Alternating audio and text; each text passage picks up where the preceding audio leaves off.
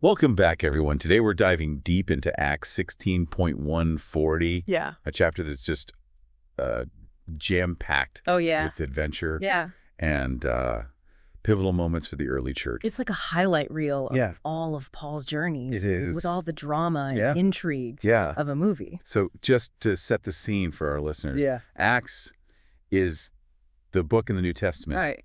that tells the story of what happened after Jesus ascended to heaven. Right. It's about how the apostles spread the message of Christianity. Yeah. And chapter 16 really zooms in on one specific journey that Paul and his companions take. And it's no ordinary road trip. Yeah. Let me tell you. We've got divine visions, unexpected detours, Not at all. life-changing encounters, even a jailbreak of sorts. It's all there. So let's start at the beginning. Okay. Paul is in Derbe and Lystra, Yeah. and he meets this young disciple named Timothy. Right. Now, Timothy's background is pretty fascinating. It is. His mother was a Jewish believer, Right. but his father was Greek. Interesting mix. Yeah, and this mixed heritage is actually super relevant Oh, yeah, to definitely. what happens next. For sure. You see, Paul decides to circumcise Timothy He does. before they continue on their journey. Yeah. I'm sure some people today might find that a bit surprising. Yeah, it might raise some eyebrows. So why don't you unpack that for us? Well, you see, Paul was very strategic in Man. how he approached spreading the gospel. Yeah. He knew that they were going to be traveling Okay. through areas with a strong Jewish presence. Right. And circumcision was a key part Uh-huh. of Jewish identity and practice.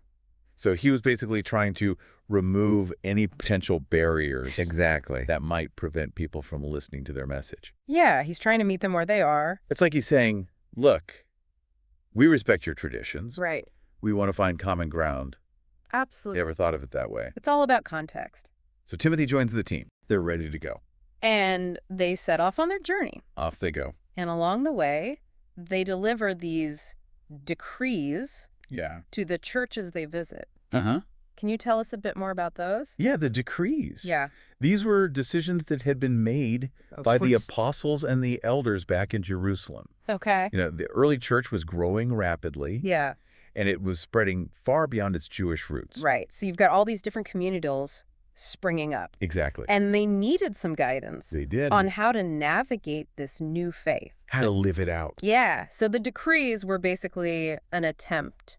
A way to try to provide some structure Okay. and consistency Yeah. across all the different Christian communities. Even though they were geographically dispersed. Yeah, all over the place. So even back then, Early on. they were wrestling with the challenges of organization Big time. and how to maintain unity amidst diversity. That's a big one. Yeah. It's something that many organizations, Oh, yeah, religious or not, for sure. still grapple with today. It's a human problem. And then things take a very interesting turn. They do. The Holy Spirit actually forbids Paul and Silas Mm, from preaching in certain areas. that's right. I mean, can you imagine being in Paul's shoes? I can't. You feel called to spread the word, Uh-huh. but then you get this divine message Yeah. telling you to go elsewhere. Tough situation. Must have been pretty confusing. Yeah, how do you know what to do? Yeah.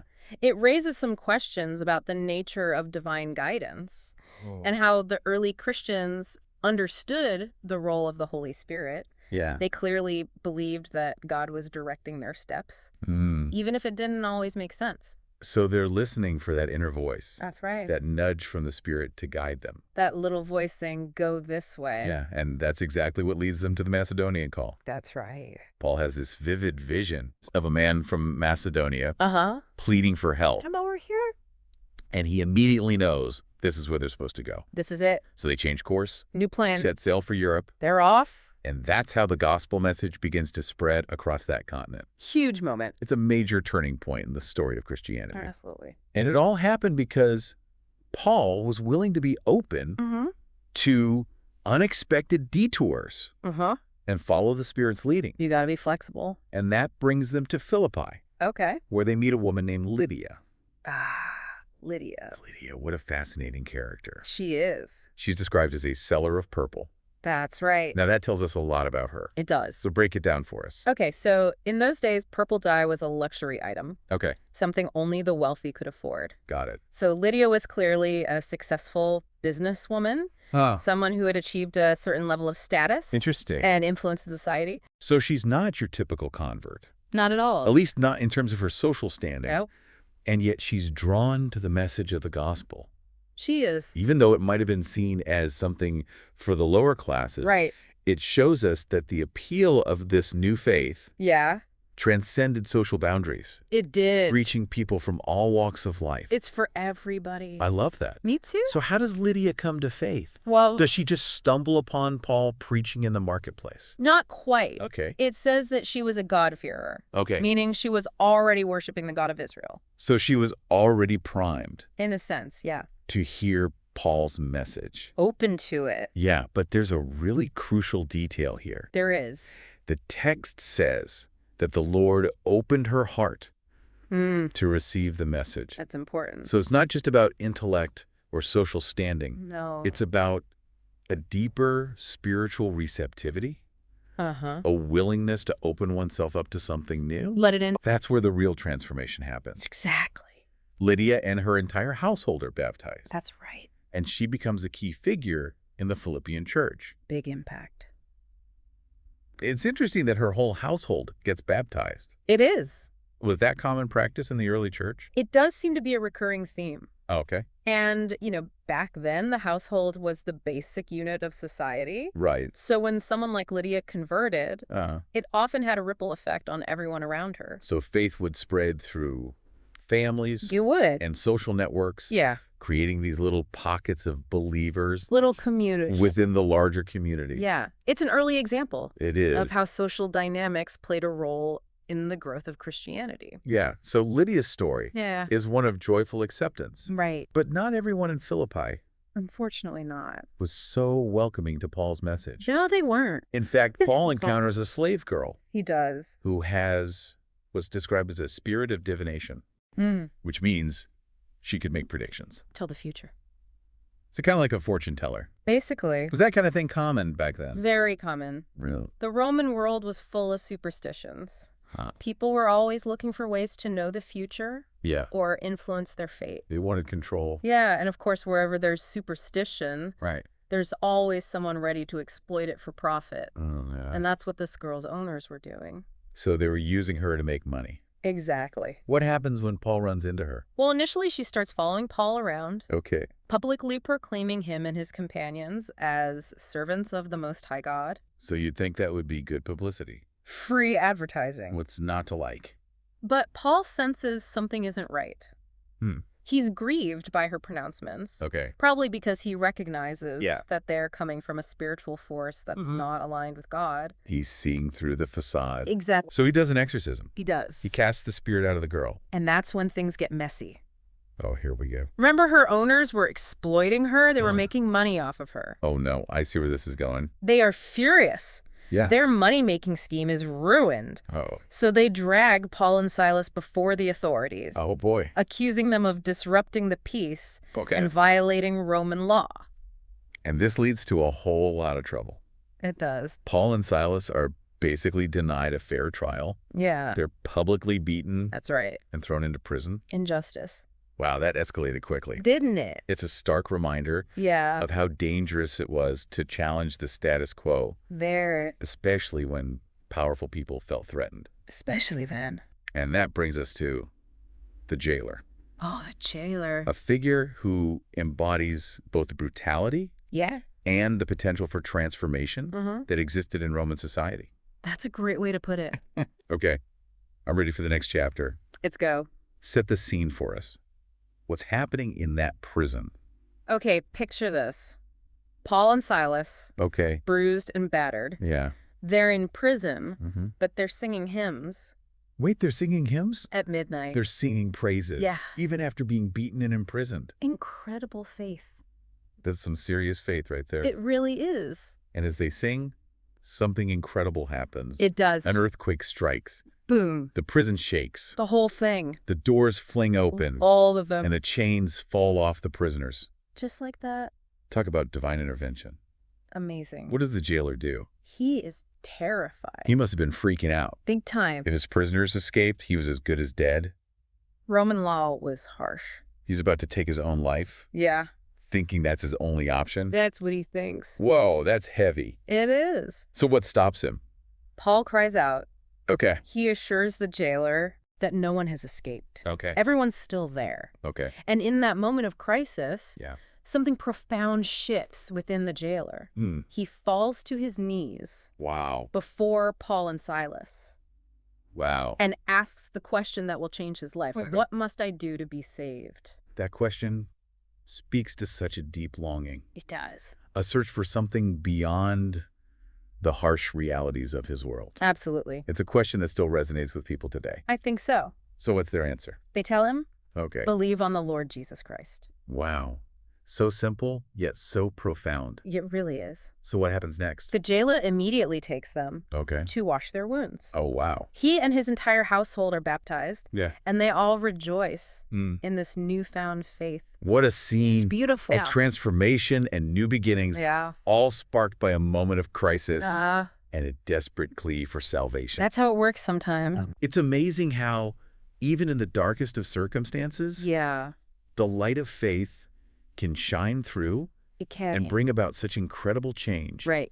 It really highlights the unpredictable ways Uh-huh. in which God can work, Uh-huh. even in a Roman prison cell Right. in the middle of the night. Who would have thought? So we've got conversions, divine interventions, We got it all. and a whole lot of drama. It's a wild ride. But the story doesn't end there, right? No, it doesn't. There's still this whole thing with the magistrates. Uh-huh. What happens next? Oh, you're going to want to hear this. I'm on the edge of my seat. Okay, so as day breaks, the magistrates send orders to release Paul and Silas. Okay, that makes sense. Mm-hmm. They probably realized they overreacted, Mm-hmm. maybe even broke some Roman laws Yeah. by beating Roman citizens without a proper trial. Could be. So case closed. Well, Paul and Silas walk free. not so fast. What happens? Paul, being a Roman citizen, knew his rights. And he wasn't about to let them just sweep this whole incident under the rug. Good for him. He demands a public acknowledgement of their wrongful imprisonment.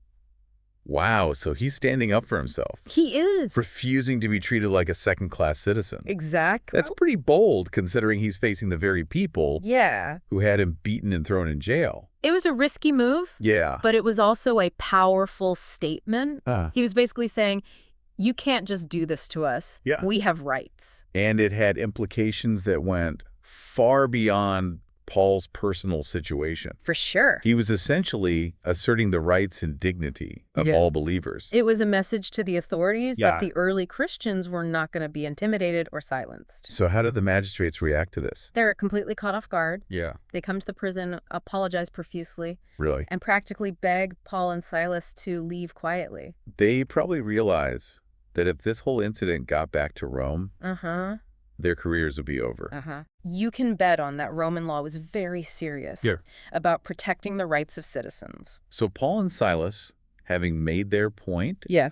depart from the prison. They do. But not before making one last stop. Where do they go? Where do they go? They go back to Lydia's house Oh, wow. to comfort and encourage the new believers there. That's a really touching gesture. It is. Even after all the drama and conflict, Yeah. they make time to care for the community they've helped build. That's what it's all about. It speaks volumes about their character. It really does. And it underscores the importance of pastoral care, Right. of supporting and strengthening one another, Yeah. especially during times of trial. Especially then. So as we step back from this action-packed chapter, Yeah. what stands out to you?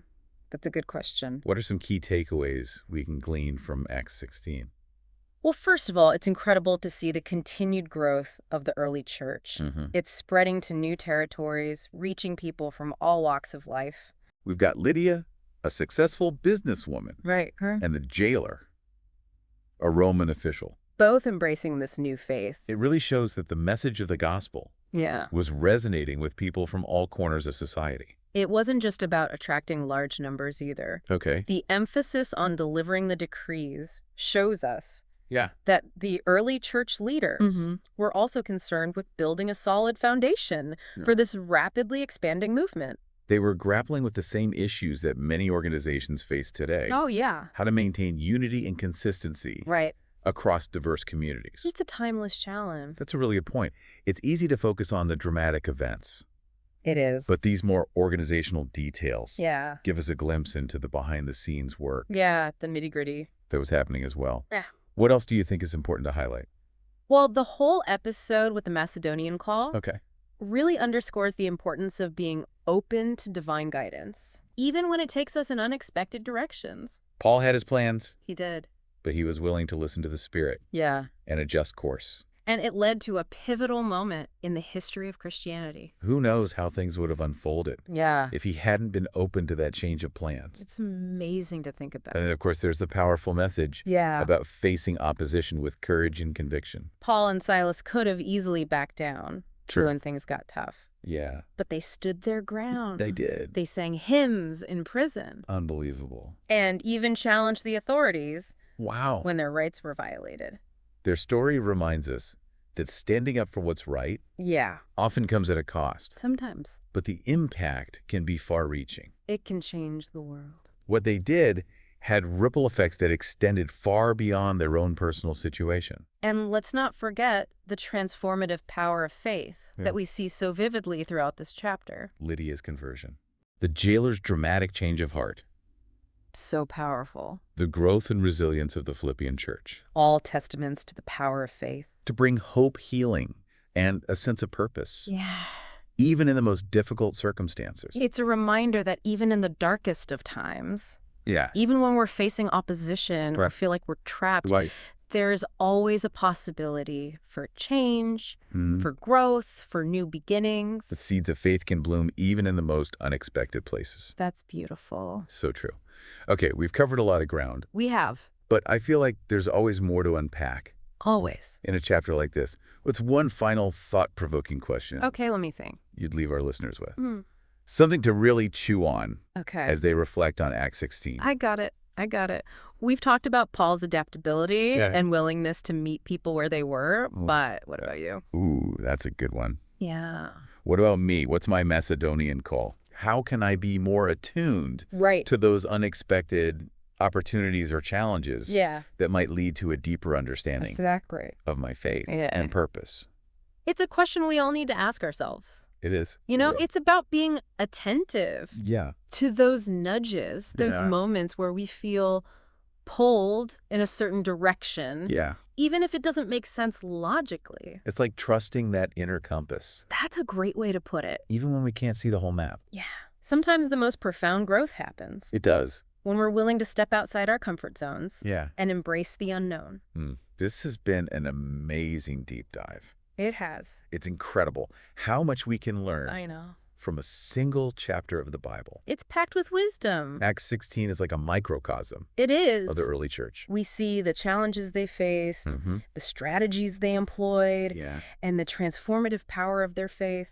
And it's inspiring to see how those same themes are still relevant today. Absolutely. We're still figuring out how to live out our faith in a complex world. It's not easy. How to navigate cultural differences. So many challenges. And how to stand up for what we believe in. It all starts with being open to the unexpected. Yes. To those divine nudges. Right. That might lead us in a new direction. So to all our listeners out there, keep seeking. Keep questioning. Keep learning. And keep diving deep into the things that matter most. That's it. Until next time.